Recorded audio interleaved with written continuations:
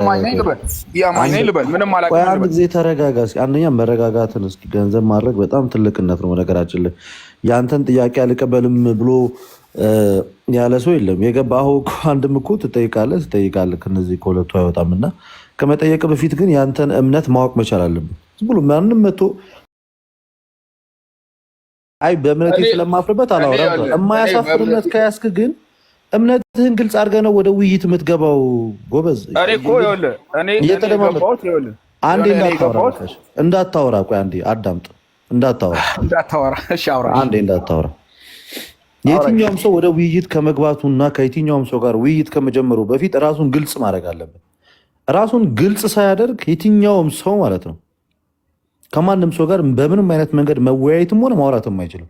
ፕሮቴስታንት ከሆንክ ፕሮቴስታንት እምነትህን ይዘህ ትናገራለህ። ሙስሊም ከሆንክ የእስልምናን እምነት ይዘህ ትናገራለህ። ካቶሊክ ከሆንክ የካቶሊክ፣ ኦርቶዶክስ ከሆንክ ደግሞ ኦርቶዶክስ ነኝ እንዲህ ነው ማምነው ብለህ ትናገራለህ። እኔ ኦርቶዶክስ ነኝ ማምነውን እና ቤተክርስቲያን የምታስተምረውን መሰረታዊ ትምህርት እናገራለሁ። ይሄ ነው እምነቴ ሃይማኖት ብዬ እናገራለሁ።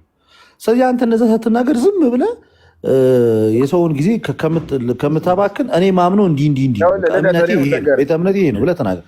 ከየት ቤተ እምነት ነው የመጣኸው?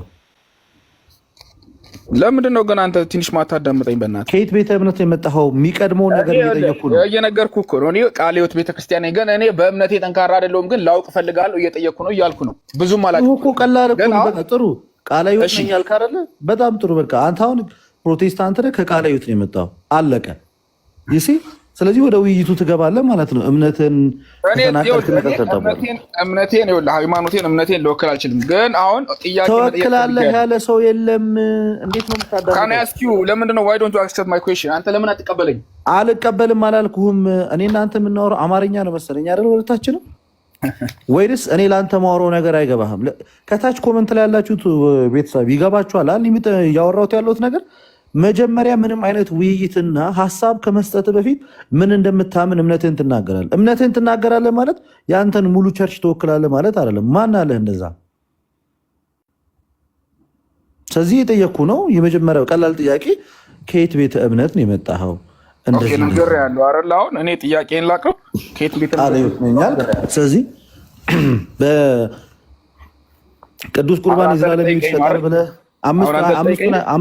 አምስቱን አዕማደ ምስጢራት ላይ ችግር የለብኝም እነሱን አምናለሁ ስትል የሰማሁ ለምን? እነሱን አሁን ኦርቶዶክስ አንድ ሰው ኦርቶዶክስ ለመሆን ሁሉንም መቀበል አለበት አይደል? ቤተክርስቲያን ላይ የሚደረጉ ስርዓት ሳይቀሩ አይደል? እሱን እኔን ነው የምጠይቀኝ? እሺ ያው እየጠየኩ ነው። ማድረግ አለበት፣ መቀበል አለበት ሁሉንም ነገር አንድ ሳይቀር ቤተክርስቲያን ውስጥ ያሉትን ነገሮች። አንድ ሰው ወደ ቤተክርስቲያን ከመምጣቱ በፊት አስቀድሞ የሚያምናቸው መሰረታዊ የተባሉትን ጉዳዮች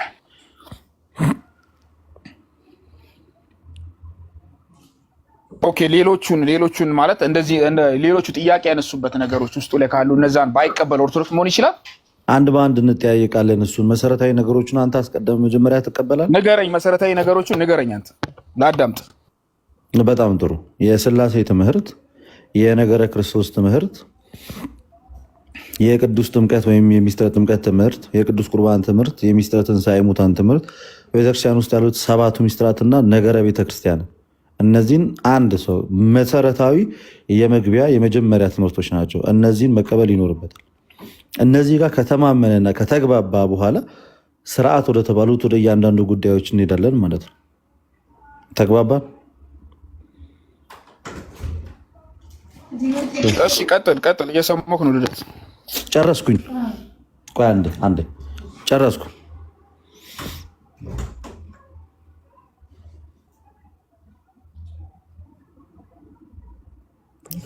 ሌሎች ላይ ጥያቄ ካለበት አሁን ለምሳሌ አሁን እነዚህ ላይ ጥያቄ አለ? የለኝም ጥያቄ። ትቀበላለህ ሁሉንም? አዎ እቀበላለሁ። ጥያቄ ሌላ ጋር ነው። በጣም ጥሩ። እሺ ሌላኛው ጥያቄ ምንድን ነው? ኖ ልደት በዝርዝር ጠይቀው። የሚቀበለውን በአንደበቱ ይናገር። በዝርዝር ጠይቀው። ትሪኒቲ ሊቀበል ይችላል፣ ክርስቶሎጂን ሊቀበል ይችላል፣ ጥምቀትን ይቀበላል። ጠይቀው በዝርዝር። ይቀበላለሁ ብሎኛል። በዝርዝር መጠየቅ ካለብኝ ኦኬ፣ እሺ ጊዜ ላለማባከን። በዝርዝር ደግሞ ማለት ነው ስማር ምናምን እኮ ነው ሁሉንም ነገር የሚገባኝ አይደል? እንደ እኔ እቀበላለሁ። በዝርዝር የሚያስነሳብኝ ለመቀበል ነው የማልጠይቀው። ቆይ ተመስገን ያ ደሜ ልክ ነው። አየህ ታዲያና አሁን ደግሞ አልቀበልም ልትል ነው? እነዚህ የዘረዘርኩልህ ነገር እቀበላለሁ እና በዝርዝር ስማር ነው የምቀበለው የምትለኝ አላወቃቸውም ሳታውቃቸው ነው እቀበላለሁ ያልከኝ የነበረው። አሁን ስጠይቅህ ስለ ጥምቀት ስለ ቁርባን ስጠይቅህ እቀበላለሁ ያልከኝ ስላልተማርክ ነው ወይንስ እንደዚሁ ዝም ብለህ እቀበላለሁ ብለህ ወደ ሌላኛው ነገር ለመሄድ ስላሰብክ ብቻ ነው? ግልጽ አድርገው እስኪ። ጥምቀት ለኃጢአት ስርየት ድህነትን ይሰጣል ልጅነትን ይሰጣል ብለህ ታምናለህ? አጭርና ግልጽ እቀበላለሁ ስልክ። እሺ ልደት አዳምጠኝ እስኪ። እኔ ያንን በቀበልና እቀበላለሁ እያልኩ እኮ ነው። ግንስ ሌላ ጥያቄ ለምንድነው የማልጠይቀው? ለምንድነው የምከለክለኝ እኮ ነው የእኔ ጥያቄ። አልተከለከልክም። አሁን እኮ ሁለት ነገር አደረግከው የእኔ ወንድም። አንዴ እቀበላለሁ አልክ፣ ሁለተኛ ደግሞ ስማር እኮ ነው የምቀበለው አልክ። ሁለት የተጋጩና የተለያዩ ሀሳቦችን ካነሳ አጥረተን ማለት ነው። አጥረተን ችግር የለውም። አንድ አማኝ የሆነ ሰው ኦርቶዶክስን የማያውቃት ሰው አንተ አማኝ አይደለህማ። አንተ አማኝ አይደለህም። አንተ አማኝ አይደለህም። እኔ አማኝ ነኝ አይደል? በአንተ ቪው በአንተ እምነት እኔ አማኝ እኮ ማለት ጭራሽ እግዚአብሔርን የማያውቅ ሰው ነውና በትንሹም ቢሆን አንተ እግዚአብሔር እንዳለ አምናለሁ ብለህ የምታምን ሰው ነህ።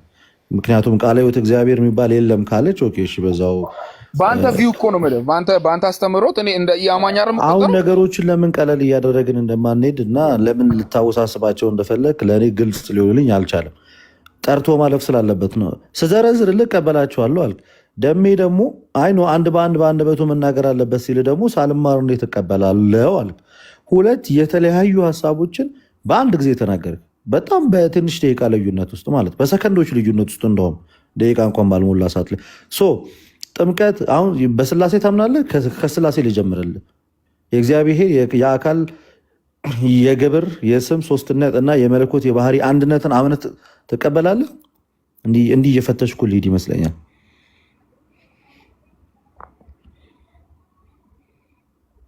ወጣ። ኦኬ ማንም አላስወጣውም አይደለ? ደሜ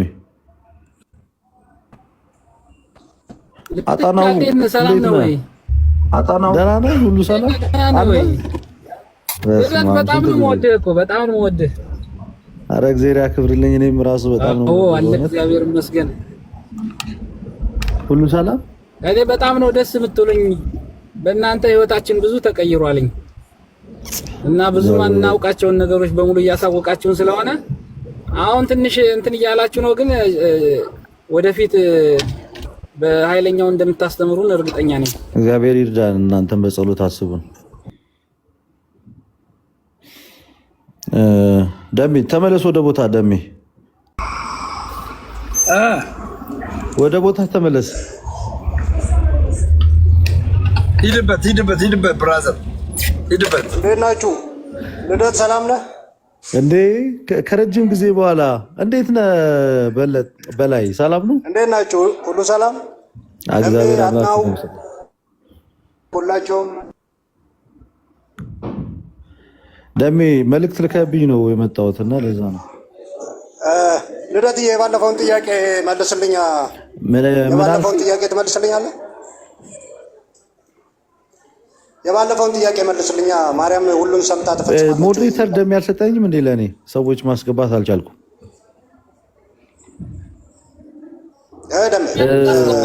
ልደት መልስልኝ። ደሜ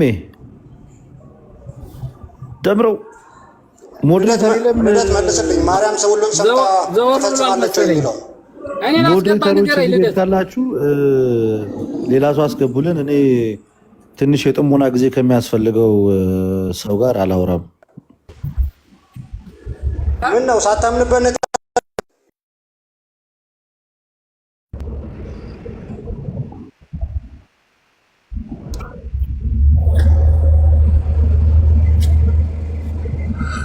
አመሰግናለሁ። ሌላ ፕሮቴስታንቶች ካላችሁ ሞዴሬተሮች አስገቡልኝ።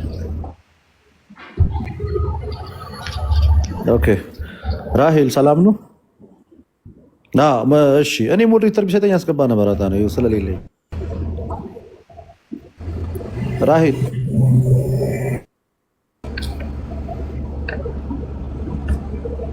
ራሄል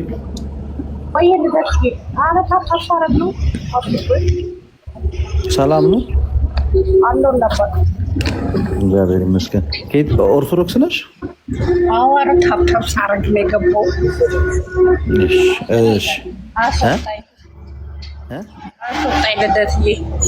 እኔ ሞዴሬተር የለኝም፣ ማስወጣት አልችልም። ሌላ ሰዎች ሞዴሬተር ወይ ሰላም ናችሁ? እንዴት ነህ? ሰላም ነው አለው፣ እግዚአብሔር ይመስገን። እሺ ከየት ቤተ እምነት ነህ?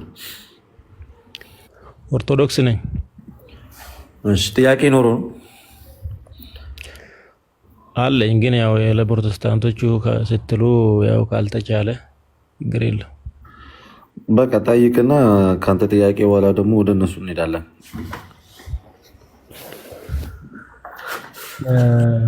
አሁን እኛ ህፃናትን እናጠምቃለንና ህፃናት በተጠመቁ ሰዓት በዛን ሰዓት ድኗል ልንል እንችላለን? ክርስቶስን ሳያምኑ ማለት ነው። በተጠመቁ ሰዓት እንዴት አይድኑ?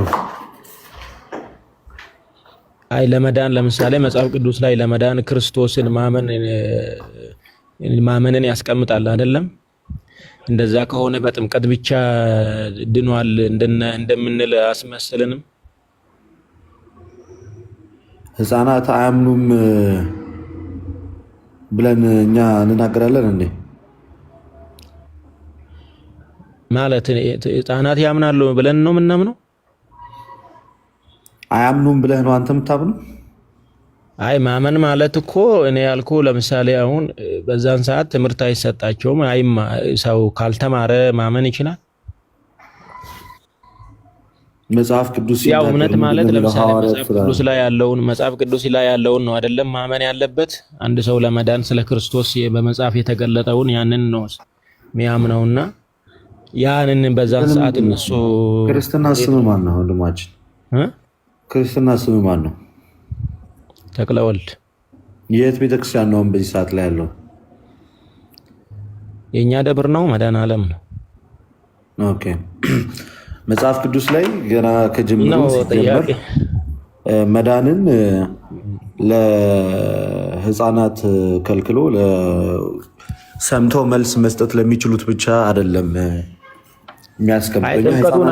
ጥምቀቱን እየተቃወምኩ አይደለም እኮ። ጥምቀቱማ ልክ ነው። እኔ መጠመቁ ሳይሆን ድነናል የምንለው ነገር እንዴት ነው? አዎ ህፃናትን ስናጠምቃቸው ይድናሉ።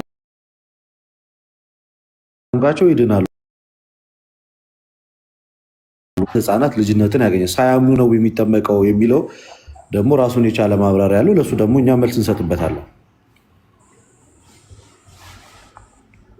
ይሰማል? ድምጼ ይሰማል። ግን እኔ ግልጽ ያልሆነልኝ እኮ በጥምቀት ብቻ መዳንን አይሆንም ወይ ነው እኮ። አይሆንም። እኔ ለምሳሌ የተረዳሁት እንደዛ ስላልነበረ ነው። ሲጀመር ህፃናት ሲጠመቁ በቤተክርስቲያን አይተህ ታውቃለህ? አዎ፣ እንዴት አላይ? ምን ይደረጋል? ምን ስርዓቶችን ተመልክተሃል? አይ ስርዓቶቹን በደንብ መግለጽ አልችልም። በጣም ጥሩ። አንደኛ ህፃናትን የምናጠምቀው የክርስቲያን ቤተሰብ ህፃናት ወይም ደግሞ ከአማኝ ቤተሰብ የተወለዱትን ህፃናት እንደምናጠምቅ ይታወቃል አይደል?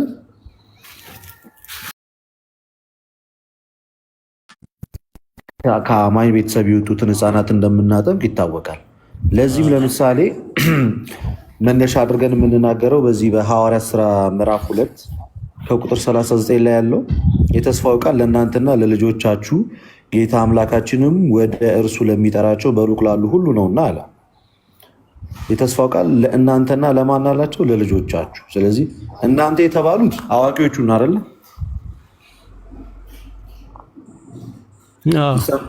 እናንተ የተባሉት አዋቂዎቹ ናቸው። እነዛ ወንጌልን ሰምተው መመስከር የሚችሉት ናቸው አይደለ? ልጆቻችሁ የተባሉት ደግሞ የማን ልጆች ናቸው? የአማኞች ልጆች ናቸው። ስለዚህ የተስፋው ቃል እናንተ ለምታምኑት አምናችሁም ለምትመሰክሩት በጆሮ አምናችሁ መጠመቅ የምትችሉት ድነትን የምታገኙት ነው እያላችሁ ያለው ወይንስ ደግሞ ለእናንተና ለልጆቻችሁ ነው እያለ ያለው?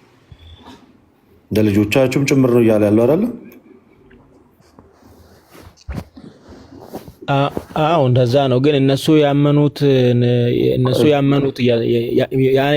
እምነት ለነሱም ይሆናል ነው ወይስ እነሱ ራሳቸው ባመኑት ነው? መጽሐፍ ቅዱስ ላይ በርከት ያሉ ታሪኮችን ልናመጣ እንችላለን። እንደማጣቀሻ አድርገህ ለምሳሌ አብርሃም መቼ ነው የተገረዘው?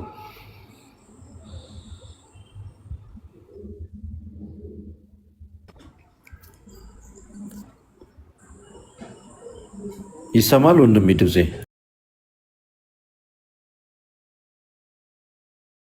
አብርሃም መቼ ነው የተገረዘው? ትልቅ ሆነ በ8 ዓመት የሚደረገው ግን የአብርሃም የተገረዘው በጣም ትልቅ ሆነ በኋላ ነው።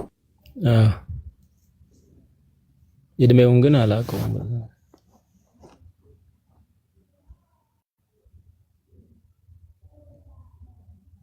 ሞስ ካረጀ ከሸመገለ በኋላ አይደል እግዚአብሔርን ያወቀው። የተገረዘውም እግዚአብሔርን ከማመኑ በፊት ነው፣ ካመነ በኋላ ነው የተገረዘው አብርሃም።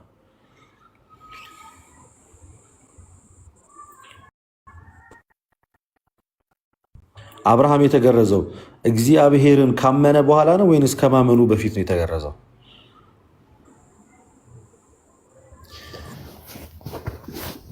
ካመነ ነው እንጂ። ካመነ በኋላ። ይስሐቅሳ እግዚአብሔርን ካመነ በኋላ ነው ወይንስ ከዛ በፊት ነው የተገረዘው? ያው ካመኑ የግርዘት ሕግ ከተሰጠ በኋላ ነው። አይደለም፣ እንደዛ እያልኩ አይደለም። ሕጉ ከተሰጠ በኋላ ነው ወይንስ በፊት? አይደለም የኔ ጥያቄ። አብርሃም ነው አይደለ? አብርሃም የተገረዘው እግዚአብሔርን ካመነ በኋላ ነው። ልጁ ይስሐቅስ በስንተኛው ቀን ነው የተገረዘው? በተወለደ በ8ኛ። ታዲያ እግዚአብሔርን ሳያምን እንዴት ሊገረዝ ቻለ? ይስሐቅ በምን ምክንያት ተገረዘ? እሱን እኔ ለምሳሌ እሱን አሁን እንዴት ተረዳው መሰለ? አሁን በዛን ሰዓት ያው ሕጉ የተሰጠው በ8 ቀናቸው እንዲገረዙ ነው። ያው አብርሃም እድሜው ያ ግርዛት ሲሰጥ እድሜው ትልቅ ስለነበረ በዛ እድሜ ተገረዘ። ሌሎቹ ህፃናት ደግሞ ግርዛቱ የግድ እድሜ 8 ሲሆን በ8ኛው ቀን ብቻ እንድትገረዝ ነው የሚያዘው ወይንስ ደግሞ ከፍ ብለም ስትመጣ እንድትገረዝ ያዛል? ያው ከዛ ጀምሮ ለማለት ነው። ያው እድሜውን እንደዛ በ8ኛ ቀን ስለሚል ነው። ከዛ በላይም ስለዚህ ሰው እግዚአብሔርን ሳያውቀው መገረዝ ይችላል እያልከኝ ነው? ለምሳሌ አንድ ሙስሊም በሰዓቱ ለምሳሌ ከነሱ ወገን ውጪ የሆነን ሰው አህዛብ የሆነ በተወለደ በ8ኛው ቀን ልትገርዘው ትችላል? ከሌላ አልሆነ በ8ኛው ቀን ስለተወለደ ብቻ ቢገረዝ የእግዚአብሔር ልጅ ሆነ? አይሁዲ ካልሆነ አይቻልም። ለአይሁዶች ስለሆነ የተሰጠው ማለት ነው። ለምንድን ነው የእግዚአብሔር ልጅ የማይሆንበት ዋነኛ ምክንያት? ስፔሲፊክ አድርጎ ነው ህዝቡን ያበዛ መገረዝ ያለባቸው። እግዚአብሔርን ካላወቀ ህዝብ ስለተወለደ ቃል ኪዳኑ የተሰጠው ለእግዚአብሔር ህዝብ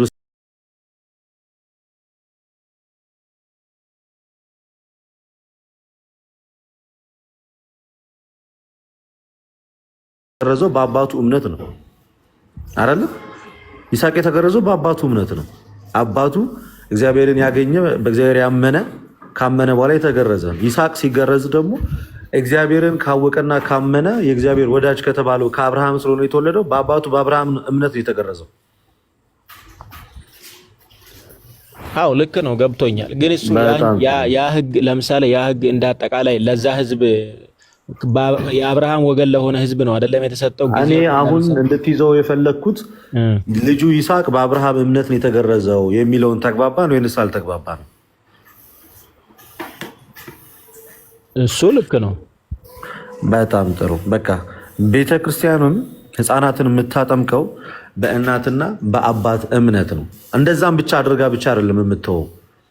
ካያችሁ ህፃናት በሚጠመቁ ሰዓት ላይ በቤተክርስቲያን ስርዓት ዲያቆኑ የህፃኑን ጣት አውራ ጣቱን ይዞ ጸሎተ ሃይማኖቱን ይደግማል። ያ ማለት የትኛውም አንድ ሰው ወደ ቤተክርስቲያን ህብረት ሲጨመርና ሲመጣ ከሚያደርጋቸው ዋነኛ ስርዓቶች ውስጥ ለአብ ሰግዳለሁ፣ ለወልድ ሰግዳለሁ፣ ለመንፈስ ቅዱስ ሰግዳለሁ ብሎ በአራቱም አቅጣጫ ይሰግዳል። በሚሰግድበትም ሰዓት ላይ እግዚአብሔር አብ አምላክ እንደሆነ፣ እግዚአብሔር ወልድ ደግሞ የባህሪ የእግዚአብሔር ልጅ እንደሆነ፣ መንፈስ ቅዱስም ከእግዚአብሔር አብ እንደወጣ ያንን እምነት መስክሮ ነው የሚጠመቀው። ህፃናት እነሱ መናገር ስለማይችሉ የመጡት በእናትና በአባታቸው እምነት ስለሆነ እንደዛ ነው ብቻ ብላ አይደለም የምትወው ቤተክርስቲያን። ዲያቆኑ የህፃኑን ጣት በመያዝ እንደ ህፃኑ ሆኖ ይህንን የጸሎተ ሃይማኖትን ወይም ደግሞ እምነት የሚለውን ነገር በጣም ኤንፋሲስ ስለምሰጥበትና ትልቅ ቦታ ስለምሰጠው ያንን ይዞ ምን እንዲል ያደርጋል? ጸሎት እንዲያደርግ ታደርገዋለች። ምንም እንኳን በእናትና በአባቱ ሊጠመቅ ቢመጣም። ስለዚህ በእናትና በአባት ወደ ቤተክርስቲያን ህብረት መጨመርና መምጣት ይሄ መጽሐፍ ቅዱስ ላይ ያለ ነው። ለምሳሌ መጽሐፍ ቅዱስ ላይ ካየ ሊዲያ የጳውሎስን ስብከት የሰማችው ሊዲያ ናት አይደለ? ሐዋርያት ሥራ ላይ የተጠመቀችው ግን ከነ ምኗ ነው? ከነ ቤተሰብ። ቤተሰብ ሲባል ህፃናት አያካትትም? ያካትታል። ግን በዛ ቤተሰብ አሁን ህፃን አለ ብለን እርግጠኛ ልንሆንም ላይሆንም ቤተሰብ ግን ስንል ስለዚህ በእሷ እምነት ሙሉ ቤተሰቡ መጠመቁ በራሱ ምንን ያመለክትላል?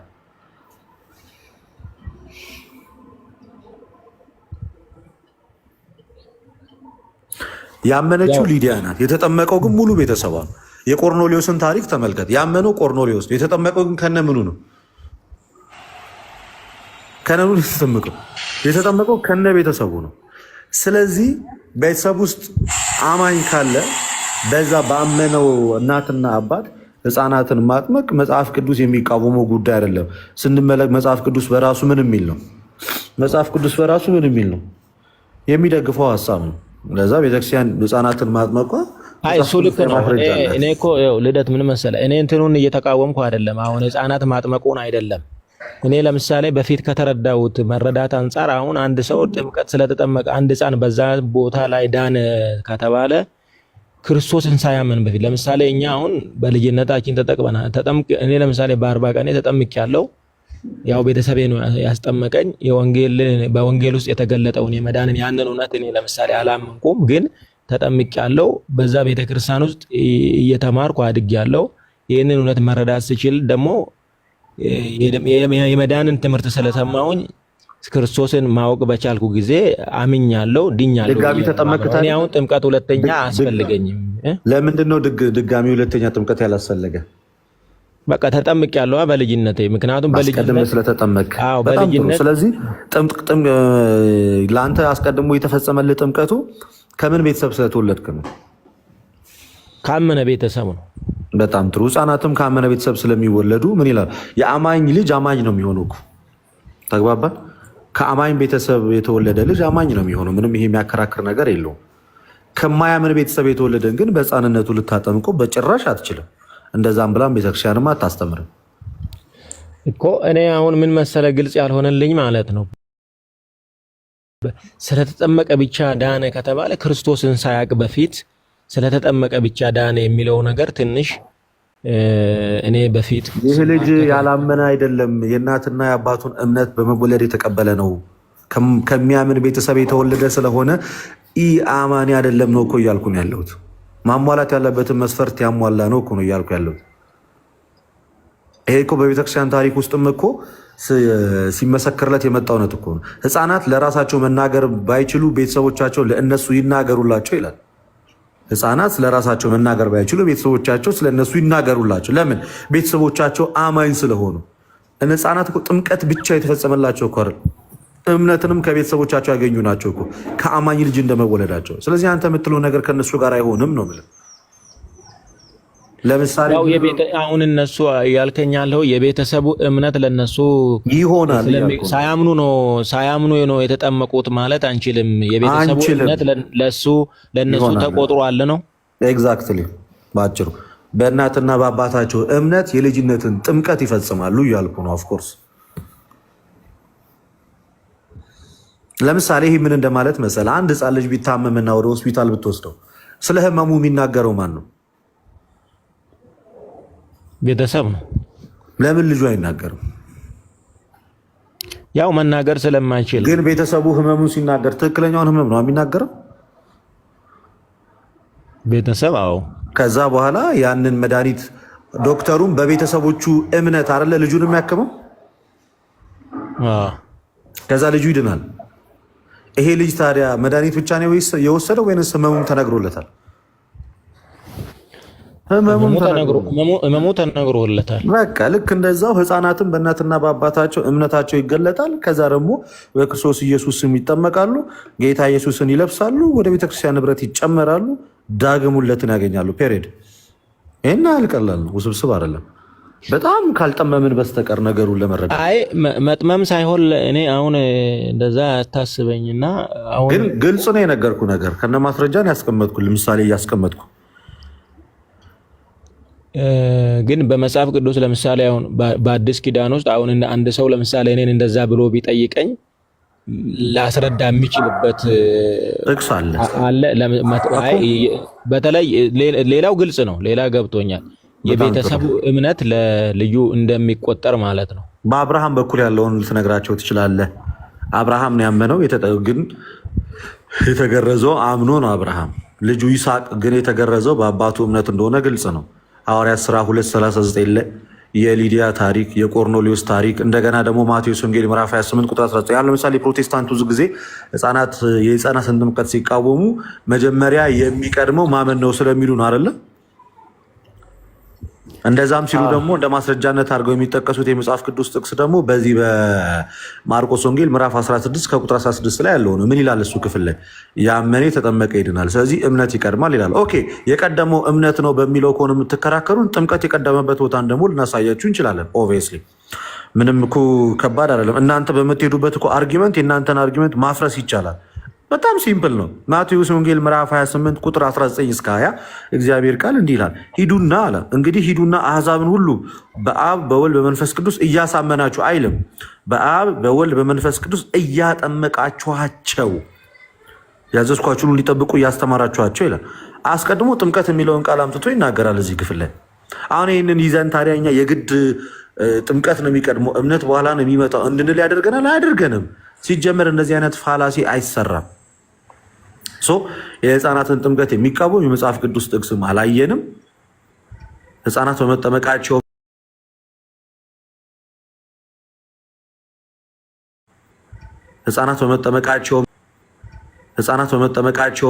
የነማ ህፃናት ከአማኝ ቤተሰብ የሚወለዱ ህፃናት እንደዚህ አይነት ነገር አልገጠማቸውም። በታሪክ ውስጥ ራሱ ይሄ ችግር አልነበረም። የፕሮቴስታንት ቤተ እምነት ለምሳሌ ሉትራን ያጠምቃሉ ህፃናትን ልክ እንደኛው፣ ያውም በ40 ቀን እነሱ የሚያጠምቁት ከፕሮቴስታንትም ነው ብላችሁ ህፃናትን ማጥመቅ ወንጀል አይደለም። ሳያምኑ ነው የሚጠመቁትም እንዳይባል ደግሞ በእናትና በአባታቸው እምነት ይጠመቃሉ ብለን እንጨርሳለን፣ እንመልሳለን። ልክ ሊዲያ አብርሃም አመነ ተገረዘ፣ ልጁ ይስሐቅ ግን በ8ኛው ቀን ተገረዘ የሚሉትን ማስረጃዎችን ይዘን መቀጠል እንችላለን። ቴንክ ዩ። እሺ አመሰግናለሁ። ግን ይሄ ኮመንት ላይ ምን እያሉ እንደሆነ ግልጽ አይደለም። አስጨነቀ። ኮመንት እኮ ነፃ መድረክ ነው እኮ ማንም የተሰማውን ነገር ይነገር። አንተ እየተወያየ ያለው እኮ ከኮመንታተሮች ጋር አይደለም ከኔ ጋር ነው አይደለ? እኔ እናንተ ከተግባባን ኮመንት ላይ ስለሚጻፈው ነገር ምን አስጨነቀ? ኮመንት እኮ ነፃ መድረክ እኮ ነው። ማንም ከማንኛውም ሰው ጋር ማውራት ይችላል። ልክ ነው። በእርግጥ እንደዛ መሰለህ አንዳንድ ሰዎች ኦርቶዶክስ ጥያቄ መጠየቅ እንደሌለበት አድርጎ የሚያስቡ ሰዎች ስላሉ ነው። የሚያስቡ ከሆነ ስህተት ነው። እኔ አልደግፈውም። የትኛውም ኦርቶዶክሳዊ የሆነ ሁሉ ጥያቄ መጠየቅ ያለበት። እንደውም እኛ ኦርቶዶክሳውያን አይደለም ለራሳችን ቤተ እምነት ይቅርና እኮ ከፕሮቴስታንት እምነት ተወዘጋግበው የሚመጡትንም እኮ ጥያቄያቸውን የምንቀበል እኮ ሰዎች እኮ ነን። የእነሱንም ጭምር እኮ ነው የምንቀበል። እነሱ ጋር ገና ለገና ሲጠይቋቸው ኦርቶዶክስ ልትሆን ነው፣ ለኦርቶዶክስ በጴንጤ መለያ ለኦርቶዶክስ የምትጫወት ነህ እያሉ ሲያንቋሿቸው እኛ ከመጀመሪያ እስከ መጨረሻ የምንመልስላቸው። ስለዚህ እንደዚህ አይነት ብሂል እና እንደዚህ አይነት አባባል ካለ ስህተት ነው። እንደዛ የሚያስብ ካለ ተሳስቷል። ማንኛውም ሰው ጥያቄውን መጠየቅ ይችላል። ለጥያቄውም ደግሞ ተገቢውን መልስ መስጠት ደግሞ አግባብ ነው ብዬ አምናለሁ። እኔ ሩሃማ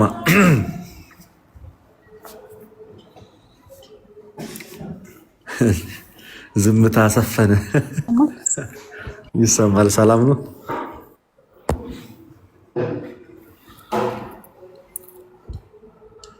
ሩሃማ ይሰማል። እንዴት ነሽ? ሰላም ነው።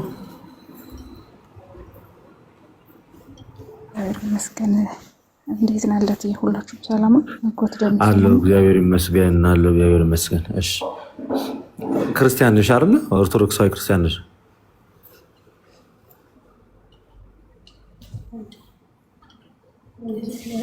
ይሰማል አይደል? ኔትወርክ እያቆራረጠኝ ነው። ኔጋ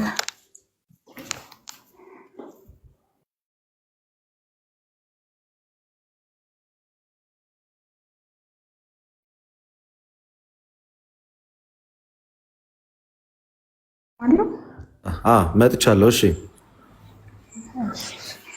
አይ ኦርቶዶክስ ነኝ። እግዚአብሔር ይመስገን። አሜን። እሰይ እስከ መጨረሻው ያጽናሽ። ሜት ታደርጊያለሽ። አሜን አሜን። የኔ ጥያቄ እንትን ነው። ሶሪ እኔ ገና እየተማርኩ ያለ ሰው ነኝ እና ብዙ እንትን አላውቅም። ከተሳሳትኩ ታርመኛለህ። ኢየሱስ ክርስቶስ በስጋ መጥቷል ወደ ምድር፣ ይሄን እናምናለን እና ኢየሱስ ክርስቶስ አምላክ አለው ብለን መናገር እንችላለን? በስጋው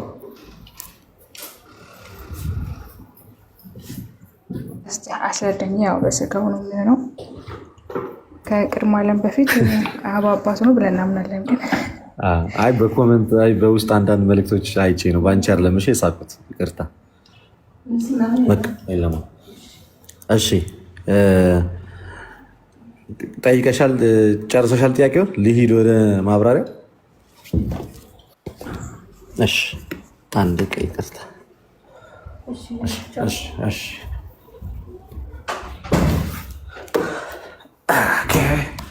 ወይል እንግዲህ አንዴ ስልኬን ቻርጅ ላድርግ። እሺ ይቅርታ ይደረግልኝ ማይ ፋሚሊ። በኋላ እንግዲህ እናንተ ነው የምትቸገሩት። ኦኬ ክርስቶስ አምላክ አለው ወይ ተብሎ ይነገራል ወይ? ይሄ ጥያቄ ሲጠየቅ ከምን አንጻር ነው እንደዛ የሚባለው የሚለው ነገር በጣም ወሳኝ ነገር። ለምሳሌ ክርስቶስ ኢየሱስ ፍጹም አምላክ ብቻ ሳይሆን ፍጹም ሰው ፍጹም አምላክ ነው። በመለኮታዊ ባህሪው ከአብ ጋር በምንም ነገር ሳይተናነስ እኩል አንድ ሆኖ የሚገዛ ሁሉን የፈጠረ ሁሉን ማድረግ የሚችል የባህሪ አምላክ ነው። መነሻው ይሄ ነው። ልክ ዮሐንስ ወንጌል ምዕራፍ 1 ቁጥር 1 ላይ ምንድን ነው የሚለው? በመጀመሪያ ቃል ተመልቶ በእኛ አደረ እንደሚል። ስለዚህ ቃል ወይንም ደግሞ ወልድ ገንዘብ ያደረገው ስጋ የፍጡር ስጋ ነው፣ የተፈጠረን ስጋ ነው። የእኛን ባህሪ ነው የራሱ ባህሪ ያደረገው። ይሄ ከዘላለሙ የነበረው አምላክ ከዘላለሙ ያለው ለዘላለም የሚኖረው ፈጣሪ ሁሉን ቻይ ሁሉን አድራጊው ይሄ አምላክ ሰው ሲሆን የእኛን ገንዘብ ነው የእኛን ስጋ ነው የራሱ ያደረገው። የእኛ ስጋ ደግሞ የተፈጠረን እሱ ራሱ ፈጣሪው የሆነለት ስጋ ነው። ራሱ የፈጠረውን ስጋ ነው ራሱ የተዋሃዱ። ድንግል ፈጣሪዋን ወለደችው፣ እሱም የፈጠረውን ስጋ ተዋሃደ እንደተባለ ራሱ የፈጠረውን ያበጃጀውን ከአፈር የፈጠረውን የሰውን ስጋ ነው ሰውን ለማዳን ሲል ከራሱ ባህሪ ጋር ያዋሃደው። ሰው የክርስቶስ ስጋ ኦፍኮርስ ሰውነትን እስካለቀቀ ድረስ ሰውነቱ በመለኮቱ እስካልተዋጠና እስካልተጠፋ ድረስ ኦፍኮርስ የሰውን ስጋ ነው የያዘው። የሰው ስጋ ደግሞ የመለኮትን ባህሪ የራሱ ባህሪ አድርጎ ገንዘብ አድርጓል። ኦፍኮርስ ከዛም የተነሳ ኤፌሶን ላይ የጌታችን ኢየሱስ ክርስቶስ አምላክና አባት ይባረክ ተብሎ ተጽፏል። አዎ እግዚአብሔር አብ ለጌታ ለኢየሱስ ክርስቶስ በስጋው በኩል አምላኩ ተብሎ ተነግሮለታል። አብ ብቻ አይደለም እኮ ራሱ እኮ ወልድ ለፈጠረው ስጋ እኮ አምላክ ነው እኮ። ወልድ ብቻ አይደለም መንፈስ ቅዱስም እንዲሁ። በዚህ ዮሐንስ ወንጌል ምዕራፍ 20 ላይ አይደል ያለው ይሄ ወደ አምላኬ ወደ አምላካችሁ ወደ አባቴ ወደ አባታችሁ የሚለው ፓርት ላይ ወደ አምላኬ ወደ አምላካችሁ ማለቱ አብ በስጋው ይፈጥረዋልና ብሎ ይናገራል። ወደ አባቴ ወደ አባታችሁ ማለቱ ደግሞ የአብ አባትነት ለወልድ የባህሪ አባትነት እንደሆነ፣ ያም ደግሞ ወልድ ለአብ የባህሪ ልጁ እንደሆነ፣ ከዚህም ደግሞ እርሱ ከዘላለሙ ጸንቶ የኖረና ያለ አምላክ ነው ብሎ ፍጹም ሰውነቱንና ፍጹም አምላክነቱን ይናገራል። ስለዚህ በአጭሩ ጠቅለል ሳደርገው ክርስቶስ ኢየሱስ በለበሰው ስጋ ወይም በተዋህዶ ስጋ በኩል አብ አምላኩ ተብሎ ተጠርቷል። ለዛም የጌታችን ኢየሱስ ክርስቶስ አምላክና አባት ይባረክ የሚል በስጋው ሰውነት በኩል ሮማ ግልጽ ነው። ቃሎት ያሰማልን። እንደዚህ ጌታ ኢየሱስ ክርስቶስ በጸለየ ሰዓት ለአባቱ ጸለየ ነው ወይስ ለአምላኩ ጸለየ ነው የምንለው? ወደ አባቱ ነው የጸለየው አይደል? አባቱ ብትወድስ ይህችን ሥጋ ከኔ ትለፍ። ያ አባቱ የተባለው ደግሞ በስጋው በኩል አምላኩ የተባለለት ነው አይደል? ወለያይተን ልናስቀምጣቸው አንችልም። ጌታችን ኢየሱስ ክርስቶስ በዕብራውያን መልእክት ምዕራፍ 5 ቁጥር 7 ላይ እርሱ ግን በስጋው ወራት ከሞት ሊያድነው ወደሚችል በብርቱ ጩኸትና ጸሎት ይላል አይደለ? አንዴ ላንብቦ ቃል በቃል ቃሉን ሚስ እንዳላደርግ ዕብራውያን ላይ ሐዋርያው ቅዱስ ጳውሎስ ክሊር ያደርጋል። አሁን አንቺ የጠየቅሽውን ጥያቄ አጠር ባለ መንገድ በጣም ተወዳጅ ሐዋርያ እርሱ በስጋው ወራት ከሞት ሊያድነው ወደሚችል ከብርቱ ጩኸትና ከእንባ ጋር ጸሎትንና ምልጃን አቀረበ፣ እግዚአብሔርንም ስለመፍራት ተሰማለት አለ። እርሱ በምን ወራት? በስጋው ወራት በፍጹም ሰውነቱ ኦፍኮርስ ተርቧል፣ አዝኗል፣ ተክዟል። ወደ አባቱ ወደ እግዚአብሔር ጸልዋል። እግዚአብሔር እኮ አምላክ ነው። ወደ አባቱ ወደ አምላኩ ጸልዋል። በስጋው በኩል ማለት ነው። በስጋው በኩል ወደ አምላኩ ሲባል ክርስቶስ ኢየሱስ ፍጡር ነው ሙሉ ለሙሉ እንጂ አምላክ አይደለም ለማለት አይደለም። የሰው ልጆችን ለማዳን ሰውነትን ገንዘብ አድርጓል። ያ ገንዘብ ያደረገው ሰውነት በቃ የፍጡር ስጋ ነው። ሊሻር አይችልም፣ ልንለውጠው አንችልም። በዚህ በፊልጵስዩስ 2:6 ላይ ምንድን ነው የሚለው? እርሱ ግን በእግዚአብሔር መልክ ሲኖር ሳለ አለ ከእግዚአብሔር ጋር መተካከልን እንደ መቀማት ነገር ሳይቆጥር የባሪያን መልክ የያዘ በምስሉም እንኳን እንደምናየው ለመስቀል ሞት እንኳን የታዘዘ ሆናል። አስቀድሞ እርሱ በእግዚአብሔር መልክ ሲኖር የነበረና ያለ ነው። ስለዛ ከእግዚአብሔር ጋር መተካከል እንደ መቀማት ነገር አልቆጠረው። ምን ሲሆን? ሰው ሲሆን። ምክንያቱም የባሪያን መልክ መያዝ ማለት የአገልጋይን መልክ መያዝ ማለት የፍጡርን ስጋ መያዝ ማለት በቃ ከአምላክነት እንደ መውረድ አድርጎ እንኳን አልቆጠረውም። ወዶ ፈቅዶ የሰው ልጅ ለማዳን ሲል የእኛን ስጋ የራሱ አድርጎታል። እና ያ ስጋ ደግሞ የእኛ እንደመሆኑ ደካማ ስጋ ነው። ይራባል፣ ይጠማል፣ ያዝናል፣ ይተክዛል። ለቤዛነት እስከመጣ ድረስ ክርስቶስ እንደኛ በፍጹም ሰውነቱ ተርቧል፣ አዝኗል፣ ተክዟል፣ ጸልዋል። ከኃጢአት በቀር ይለዋል እኮ ጳውሎስ። ከኃጢአት በቀር በነገሮች ሁሉ እኛን መስሏል። ከኃጢአት በቀር ለዛም ነው እኮ ሊራራልን የሚችል ሊቀ ካህናት በሰማይ ያለን የምንለው እኮ የእኛን። አሁን ጌታ ኢየሱስ እንደሚራራልን መልአክ ሊራሩልን አይችሉም። የእኛ ባህሪ ስለሌላቸው በነገሮች ሁሉ እኛን የመሰለ ከኃጢአት በቀር እንደኛ የተፈተነ በሰማያት ያለፈ ሊራራልን የሚችል ሊቀ ካህናት ጌታ ኢየሱስ ብቻ ነው። ኦፍኮርስ። ስለዚህ ወደ አባቱ ጸልያል። ወደ አባቱ የተባለው አብ ደግሞ አምላክ ፈጣሪ። ስለዚህ በስጋው ሰውነት በኩል ወደ አምላኩ ወደ አባቱ ጸልያል። ግልጽ ነው። ሩሃማ ግልጽ ነው። ቃሎት ያሰማልን። ሌሎቹ ይቀጥሉና ሌላ ጥያቄ ደግሞ ያለ ነገር ምናምን ካለ ይሄ በጣም የጠየቅሽው ጥያቄ በጣም ሴንሲቲቭ ጥያቄ ስለሆነ ምናልባት ወይ ግር ያስባልኩሽ ነገር ትንሽ ግልጽ ያላደረግኩት ቅሬታን የፈጠረብሽ ነገር ካለ እንደው እንዳትሳቀቂ ደግመሽ ደጋግመሽ እስኪ ነገር ድረስ መጠየቅ ትችላለሽ። ይሄ በጣም ከባድ የነገረ መለኮት ትምህርት ስለሆነ ትንሽ ላብላላውና ሌሎቹ ጠይቁና ይመልስ። ከዛ ተመልሽ ይመጣል። ምንድን ነው እያልኩ ያለሁት መሰላችሁ? ቃል በመለኮታዊ ባህሪው ከአብ ጋር አንድ ነው። ዮሐንስ ወንጌል 10:30 ላይ እኔና አብ አንድ ነን። በጣም በርካታ ጥቅሶች አሉ።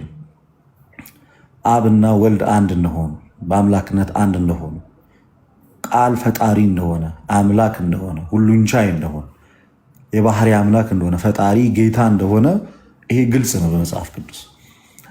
ታዲያ የሰው ልጆች በደሉና ወደቁ። የሰው ልጆችን ለማዳን ክርስቶስ ኢየሱስ ወደ ዓለም መጣ አይደል?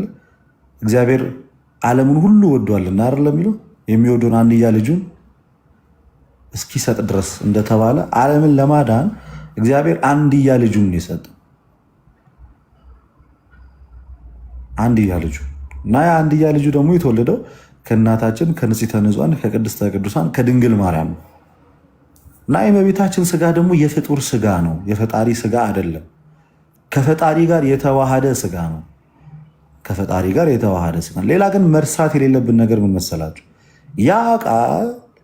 ያ ቃል የተባለው የእኛን ስጋ የራሱ ገንዘብ ሲያደርግ ከስጋ ባህሪ የቀነሰው ያጠፋው የለወጠው ምንም አይነት ነገር የለም። ከሰውነት ያጎደለው እና ወደ አምላክነት ላይ ጨምሮ ደርቦ ወደ ሌላ አይነት ማነት አልቀየረውም። ስጋ የስጋነት ባህሪውን ሳያጣ የፍጡርነት ባህሪውን ሳያጣ ነው ከመለኮት ጋር የተዋሃደ። ልክ እንደዚያው መለኮትም የመለኮትነትን ባህሪ ሳያጣ ተለውጦ ወደ ስጋነት ሳይቀየር በፍጹም መለኮታዊ ማንነቱ እንዳለ ነው ከሰው ልጆች ጋር የተዋሃደው ወይም ሰው የሆነው። ከዛ ግን በመካከል ፍጹም ተዋህዶ ስላለ የቃል ገንዘብ ወይም ደግሞ የቃል ባህሪ ለስጋ ይነገራል፣ የስጋ ደግሞ ለማን ይነገራል? ለቃል ይነገራል። በመካከል ፍጹም ተዋህዶ እንዳለ ለማጠየቅ ለምሳሌ ስንበላኛ የሩቅ ብእሲ ስጋ ብለን አይደለም ነው የአምላክ ስጋ ብለን ነው የምንበላው። ያ አምላክ ሞተልን እያለን ነው የምንናገረው። የምር በባህሪ መለኮቱ አምላክ ይሞታል እንዴ? ግን ገንዘብ ባደረገው ስጋ በኩል ሞት ይነገርለታል። ምክንያቱም በቃ መለኮትን ከስጋ ጋር አንድ ስላደረገው ለስጋ የሚነገረው ለመለኮት፣ ለመለኮት የሚነገረው ለስጋ ይነገር። ይህ ስጋዬን ነው ስጋዬን ብሉ ደሜን ጠጡ እያለ ሲናገር መለኮትን የተናገረው ስጋን የተናገረው ብለን አንለይም። በፍጹም ተዋህዶ አንዱ ስግው ቃል ተናገረ ብለን ነው የምናምነው። ይሄ በመካከል ያለውን ተዋህዶ ያሳያል። ተዋህዶ በተአቅቦ ወይም ደግሞ በመካከል ላይ አንዱ አንዱን ባለመጠፋፋት ባለመዋዋጥ ማለት ነው። እና ይህን ነገር እናገራለን። አምላክ ሞቶልናል ብለን እናገራለን። ከዛ እንዴት ሞተ አምላክ ተብሎ ሲጠየቅ በባህሪው አምላክ ይሞታል ወይ? ኖ ኖ ኖ። የሚሞተውን ስጋ ገንዘብ ስላደረገ በሚሞት ስጋው በኩል እንደመሞቱ አምላክ ሞተ ተብሎ ይነገራል። አምላክ ግን በባህሪው የሚሞት አይደለም። ግን ያ የነሳውን ስጋ ከራሱ ጋር ስላዋሃደውና የራሱ ስላደረገው ያ ገንዘብ የሱ ነው። በቃ ያ ስጋ የሱ ነው። ከዚህ በኋላ የድንግል ማርያም ስጋ ተብሎ አይደለም የሚጠራው፣ የቃል ስጋ ተብሎ ነው የሚጠራው። አንድ አድርጎታል፣ ከራሱ ጋር በፍጹም አዋህዶታል። ስለዚህ ሞተ በስጋ ተብሎ ሲነገርለት የሞተው የሩቅ ብእሲ ስጋ አይደለም፣ የአምላክ ስጋ ነው። የሩቅ ብእሲ የማናቀው እንግዳ የሆነ ስጋ አይደለም። ከመለኮት ጋር የመለኮት ባህሪን የተካፈለ ስጋ ነው የሞተው ብለን ነው የምንናገረው። በዚህ መንገድ ነው የምናብራር። ለአምላክ ራሱ እኮ ሞት የሚነገርለት የስጋን ባህሪ የራሱ ስላደረገ ነው። የሚሞትን ስጋ ገንዘብ አድርጎ በሚሞት ስጋ ነው አምላክ ሰውን ያዳነው። ያ ስጋ ደግሞ የአምላክ ስጋ ነው። በመካከል ፍጹም ተዋህዷል። ይሄ ነገር ሊረሳ አይገባም። ተዋህዶ ማለት ይህን ያህል ጠንካራ ነው። ለምሳሌ ያንን አይነ ስውር ምራቅን ተፍቶ ሲፈውሰው የፈወሰው መለኮት በባህሪው ምራቅ ኖሮት ነው? የለውም። እና ግን ታዲያ የማንም ሰው ምራቅ አይን ያበራል? እንዲ ያበራ። ለምን? ከመለኮት ጋር ስለተዋሃደ ነው እንደዚህ አይነት ሚራክሎች የሚያደርግ። ወደ ሰማይ ለምሳሌ ዮሐንስ 3:13 ላይ ምንድን ነው የሚለው? ወደ ሰማይ የወጣ ማንም የለም፣ በሰማይ ይኖር የነበረው የሰው ልጅ ነው ይላል። አስቀድሞ የሰው ልጅ በሰማይ ይኖር ነበር እንዴ? በሰማይ ይኖር ነበር? ኖ አይኖርም። በሰማይ ይኖር የነበረው ቃል ብቻ ነው፣ ግን ለስጋ ተነገረ። በሰማይ ይኖር የነበረው የሰው ልጅ ነው ተብሎ ዘላለማዊነትን ገንዘብ ያደረገው ስጋ ከመለኮት ጋር ስለተዋሃደ የመለኮት የሆኑት ነገሮች ለስጋም ይነገራሉ።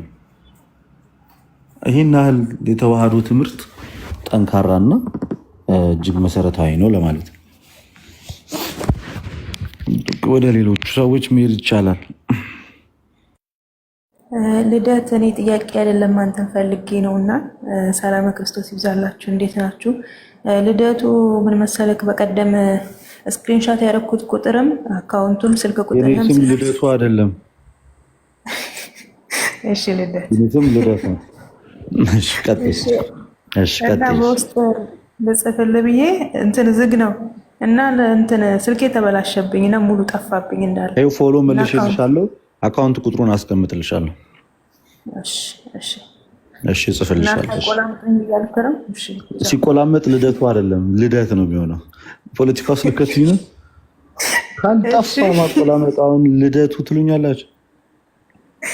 ሊዱ ሰምቼ ይሄ እንኳን እሺ ይሁን እንግዲህ